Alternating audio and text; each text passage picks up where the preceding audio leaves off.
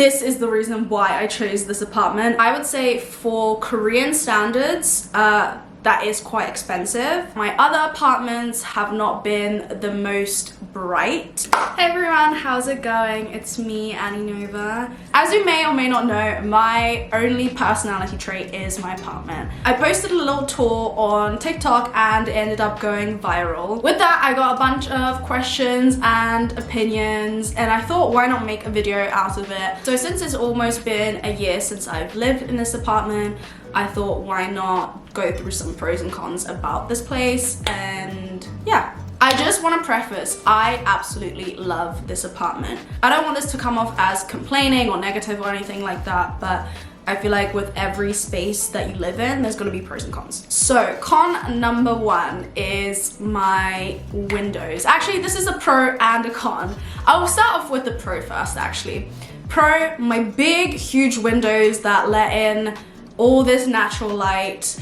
If you followed me for a while, you know that my other apartments have not been the most bright. Namely, the one apartment where it was facing another building. I had a window, but it was mainly for decoration. You had no view. I looked literally into someone else's hallway. All of my plants were dying. I could definitely feel it affecting me.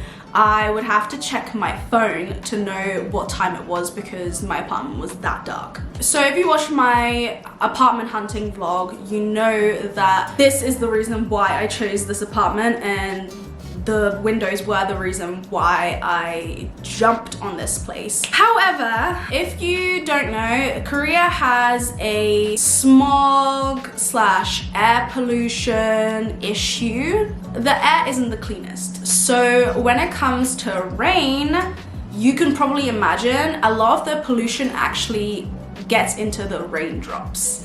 So unfortunately, my windows, despite them being amazing and big and letting the sunlight in, they're kind of dirty. They're getting very dirty. I don't know who I would have to talk to get them cleaned, or if that's even possible. But when it's not super noticeable, but I notice it, you can see little rain splatters with dirt inside of them. And that's very specific to life in Korea. Number two pro is actually the fact that I have separation. So that is something that I really struggled with my other apartments. Was I was eating, sleeping, working, all in the same area. It was getting very, I guess, confusing, if that makes sense. So for example, if you work in bed and you relax in bed and eat in bed, your brain actually kind of gets confused as to what it's doing. So for example, if I'm getting ready to sleep, I could still feel my body tense and in work mode. So now whenever I go upstairs, the only thing I do upstairs is sleep. Once I'm done watching TV, once I'm done, hanging out, even just on my phone, I'll do everything downstairs in the living room. And then when it's time to go to sleep, I go upstairs and that's it. I might scroll a little bit on my phone, but my body and my brain knows, okay, it's time to sleep. But the associated con with this is the fact that if I forget something downstairs, I have to walk downstairs.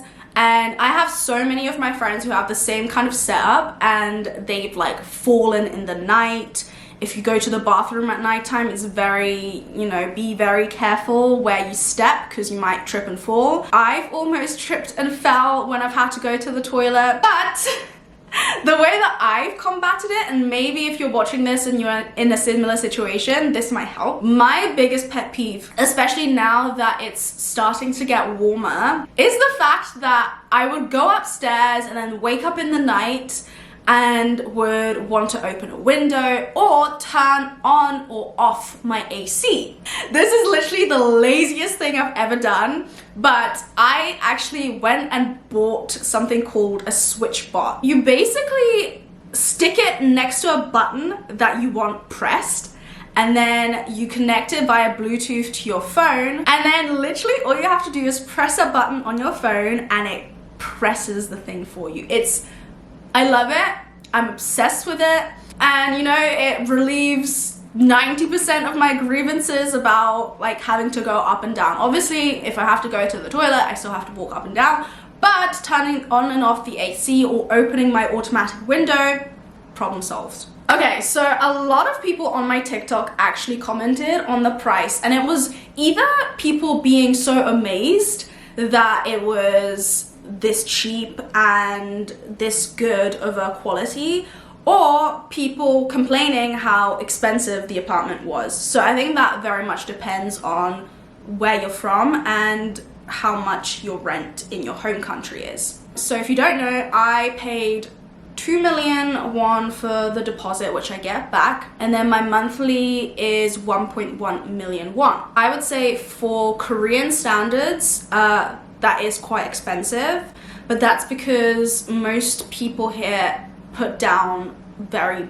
big deposits. So the bigger your deposit, the lower your rent is. Another pro and con, could be either or, is the fact that it's a lot warmer upstairs than it is downstairs. So during the winter, that was nice. Like, it was cozy. But now that it's getting warmer, a very common complaint of people who have loft apartments is the fact that the AC doesn't really reach you because hot air rises. So you're upstairs and you feel like you're cooking. So I personally had to get a fan put up there during the nighttime, and it's completely solved my issue. So yeah, depending on which time of the year it is, it's either a pro or a con. So another one of those like, is it a pro, is it a con, is the size, which is another point of contention on my TikTok comments. For me, personally, I love the size of this apartment. However, I will say I could not imagine living here with another person. This is definitely comfortably a one-person apartment for me. In a lot of Asian countries, space is very limited, especially in big cities. So, you know, you're not gonna get this giant open plan apartment unless you want to pay like ridiculous amounts. I find it very cozy. When I first got to Korea, I actually moved into a 2-bedroom apartment because I was the same. I was like, oh my god, I can't live in a 1-room studio, no way. And then I ended up never using the 2nd bedroom, so what was the point, you know? But with size, in my case, I was able to sacrifice with it being a new build and it being more modern. You can definitely find, you know, bigger apartments, but for the same price range or cheaper, you would have to move into a older building. Onto a pro, I love this area. It's definitely like an up and coming type of neighborhood. I am seeing a lot of new buildings being built, and I personally have access to a lot of places that I usually hang out. There's buses and subways to literally anywhere. Also, another thing I want to mention is something that I've noticed is, so my previous apartment was in Gangnam. I won't lie, when I lived there, I had some scary, weird, strange experiences with like being followed home, or like having men ask for my number and not leaving me alone. I, to this day, have not had a single incident while living here. One of the points of contentions with my last apartment was the fact that just anyone could walk into my apartment building, whereas here, you actually need to know a building code. There's a doorman, the office is like right next to the door.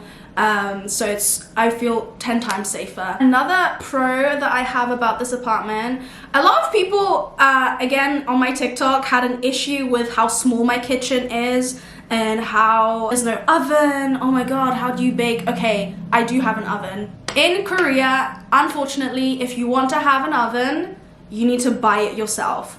I am lucky enough to have like this amazing storage situation where I could fit an oven and a microwave into designated compartments. The place where I put my oven was actually meant for a rice cooker, but I don't have one of those, so I just put my oven there. I specifically remember a comment of someone being like, what, like, I bet you don't even cook there, or like, it's not enough space to cook. I cook so much. I love to bake, I love to make things from scratch. Yeah, I most definitely do cook. Again, for one person, it's perfect. So yeah, all in all, that's my pros and cons about this apartment and my experience of living in the space for almost coming up a year. I've had the best time living here. I don't see myself moving out anytime soon. And I hope you enjoyed this video, and I'll see you in the next one.